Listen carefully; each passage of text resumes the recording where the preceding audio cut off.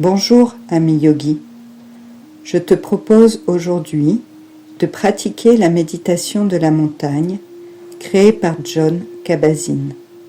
Cette méditation va t'aider à approfondir ta concentration, à élargir le champ de ta conscience et à étendre ta réceptivité aux gestes intérieurs qu'implique la pratique de la pleine conscience.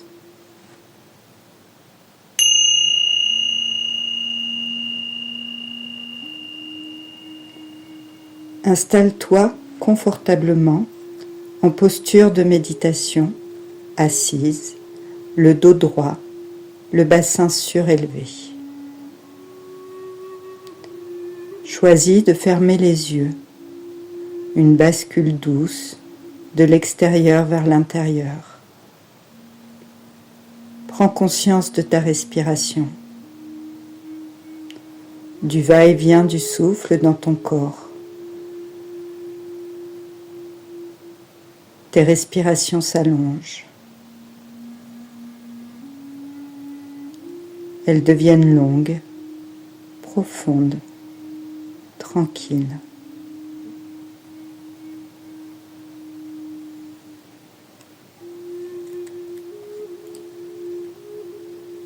Ton corps dans son ensemble se détend.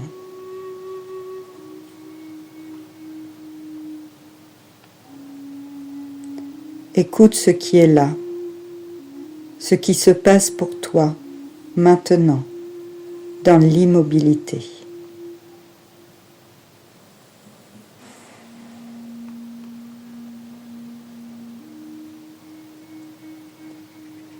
Tout en demeurant ici, représente-toi le mieux possible, en toi-même, la montagne la plus belle que tu connaisses, vue ou que tu puisses imaginer. Maintiens cette image et la sensation de cette montagne en toi. Laisse-la devenir de plus en plus nette. Observe sa forme générale, sa cime majestueuse s'élevant dans le ciel, sa large base ancrée dans le roc, enracinée dans les profondeurs de la terre, ses versants abrupts ou légèrement pentus. Note comme elle est massive, solide, immobile, splendide, de loin comme de près.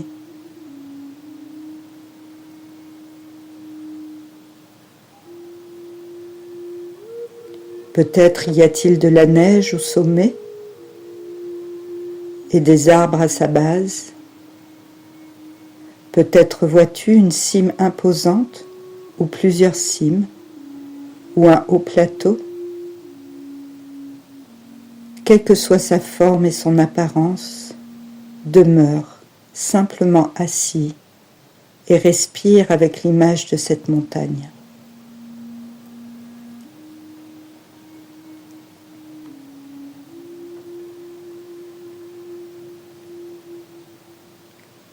Observe-la, note ses particularités.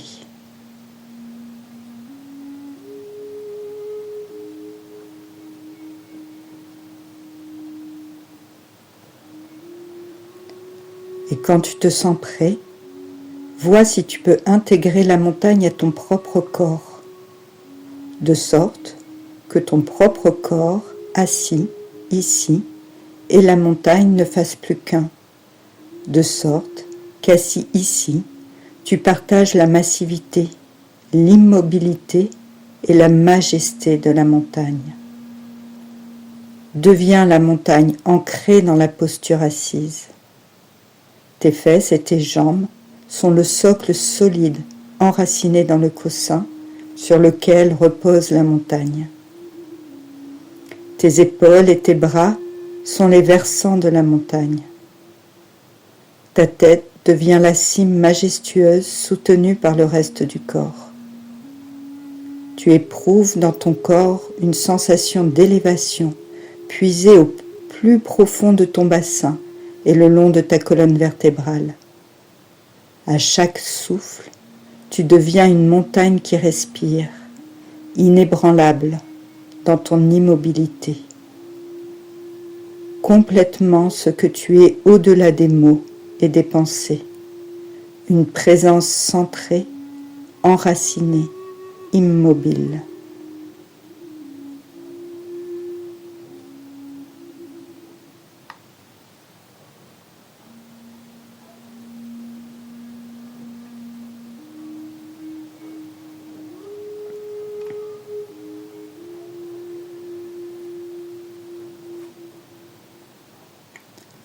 À présent, assis ici, tu es attentif à la course du soleil dans le ciel qui modifie la lumière, les ombres et les couleurs, presque instant après instant, dans l'immobilité de la montagne. La nuit succède au jour et le jour à la nuit. La voûte étoilée, la lune, puis le soleil. Peu importe la montagne, reste simplement assise, expérimente le changement en chaque instant. Elle change constamment en demeurant toujours la même. Elle reste immuable, malgré les saisons qui s'enchaînent et le temps qui change d'instant en instant, de jour en jour. Le calme accompagnant tout changement. En été, la montagne est verdoyante. Les arbres sont revêtus de leur plus beau manteau de feuilles. En hiver, c'est le calme qui règne. Peut-être est-elle recouverte d'une couverture de neige et de glace.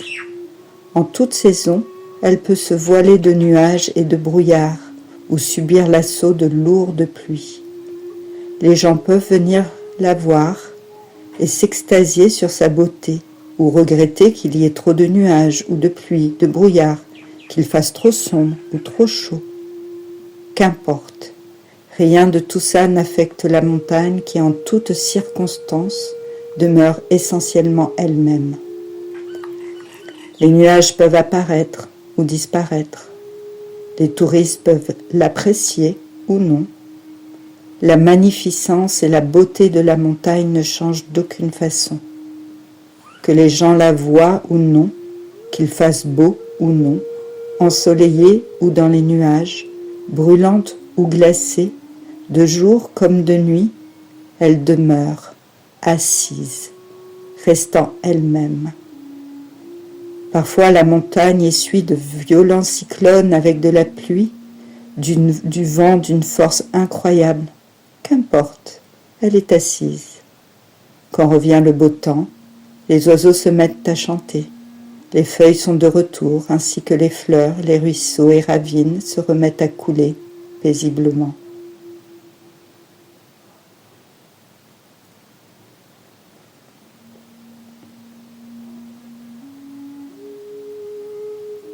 La montagne est toujours assise, insensible au temps, à ce qui se passe en surface, au monde des apparences.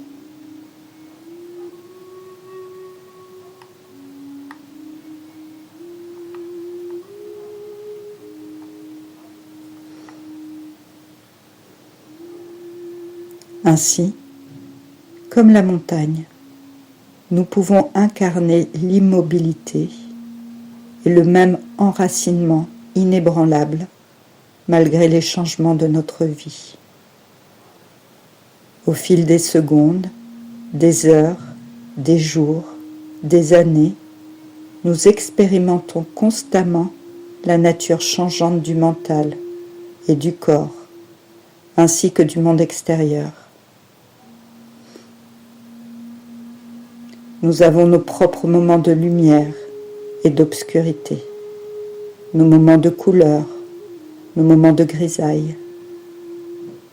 Nous sommes inévitablement soumis à des tempêtes d'intensité, de violence variables dans le monde extérieur, dans notre mental et dans notre propre corps.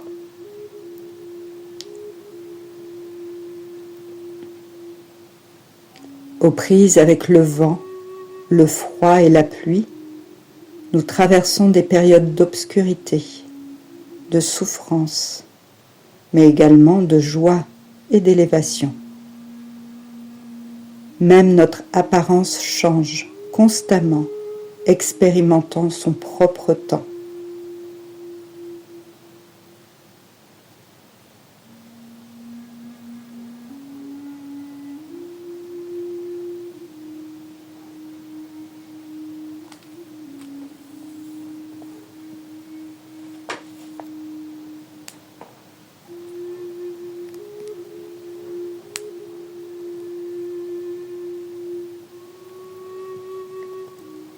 En devenant la montagne dans notre pratique méditative, nous pouvons nous connecter à sa force, à sa stabilité et les adapter pour nous-mêmes.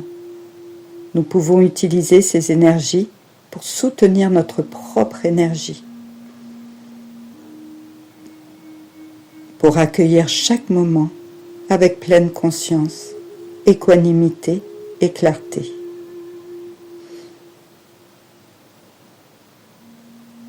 Il peut être utile de voir nos pensées et nos sensations, nos préoccupations, nos crises et nos tempêtes émotionnelles, comme le climat dans la montagne.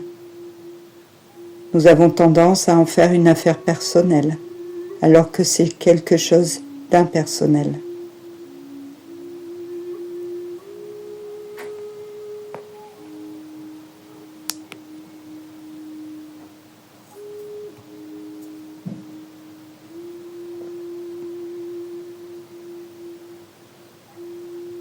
La météo de notre vie n'a pas à être ignorée ou niée. Elle doit être prise en compte, honorée, sentie, connue pour ce qu'elle est et étreinte en conscience. Ainsi, nous faisons l'expérience d'un silence, d'un calme et d'une sagesse plus profonde. Les montagnes ont ceci à nous enseigner, et bien plus si nous savons écouter.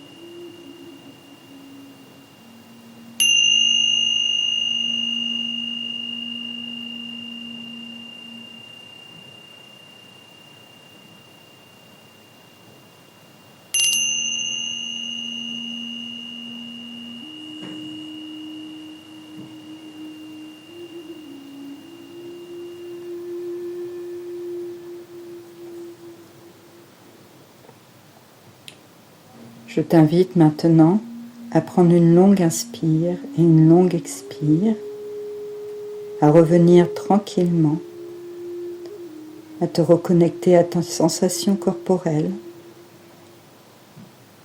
en commençant tranquillement à remuer les mains, les pieds.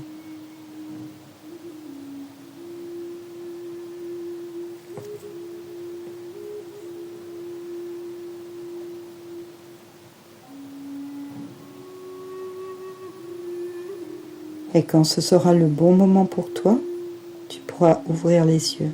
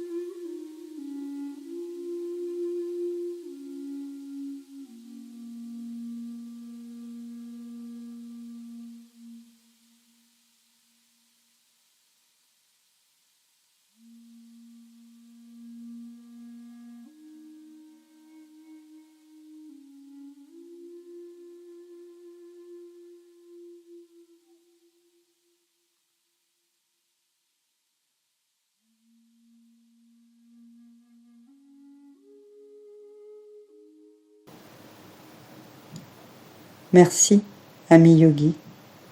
Namasté. Mathilde de Mahatma.